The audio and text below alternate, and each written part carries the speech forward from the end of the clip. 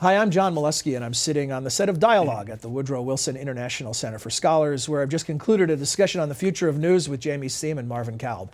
And I'm going to ask him a few questions for your benefit as well. And Marvin, if we could begin with, what do you think are the biggest change? We all talk about journalism is changing, and there are obvious changes to the business model. But as far as how people get their information and what they can rely on as good information, what are the biggest changes? Well, the biggest change right now is that, in my judgment, is that most people get their information from the web. Most people get their information that has never been checked by an editor, that people do not know the origin. What is the provenance, so to speak, of this bit of information? How do you know what you have just been told is the truth about what is really happening in Afghanistan? Do you know? Or you've just been told by X reporter. Where is that reporter? Is the reporter even in Afghanistan? Many times you see a piece and the voice comes from London or from New York. Why should I believe that person?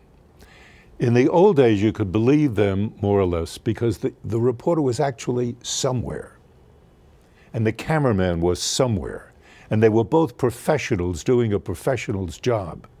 Today, there are very few of them. Bureaus are shut down all over the place. It's an unreliable world for information. What happens to the classic watchdog function of the press in this brave new world that Marvin describes?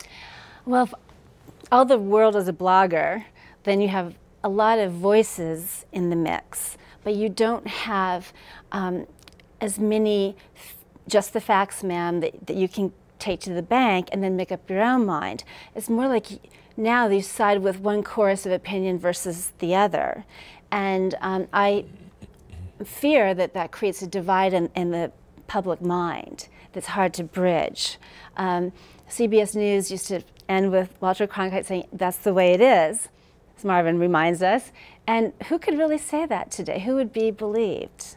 Well, a lot of people say it, but they're not that widely believed. What would you say to a young person considering a career in journalism today? Well, I mean, I do that in classrooms all the time. And I say it is still a terrific, terrific way of vertical living. You see so many marvelous things around the world, or terrible things, but new things, exciting things, interesting things. You meet all kinds of people you'd never met otherwise. And you're sort of cut loose. You're a kid until you're 80. You can do all kinds of things.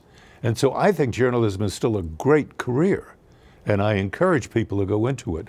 But I also say be mindful of what you're getting into. It is a new career. It's not what I had. It's something significantly, meaningfully different. And Jamie, do you agree with that? Would you still give? Yes, I've had to reinvent myself as a journalist, and the whole profession is reinventing itself right now as we speak.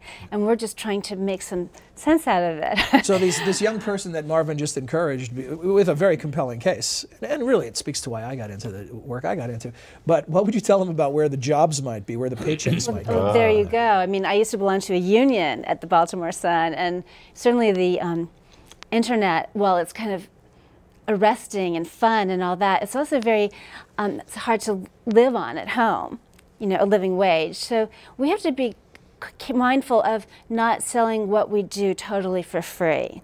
The Huffington Post created an amazing phenomenon. Who would have believed that so many people would share their opinions for nothing? Yeah, I still marvel at it even as I do it. Well, thanks. And if you'd like to hear more from Jamie Stiehm and Marvin Kalb, visit us on the web at www.wilsoncenter.org. And when you're on the homepage, if you look in the right-hand corner, you'll see a tab for Dialogue. Click there and you can see a complete interview. Thanks for joining us.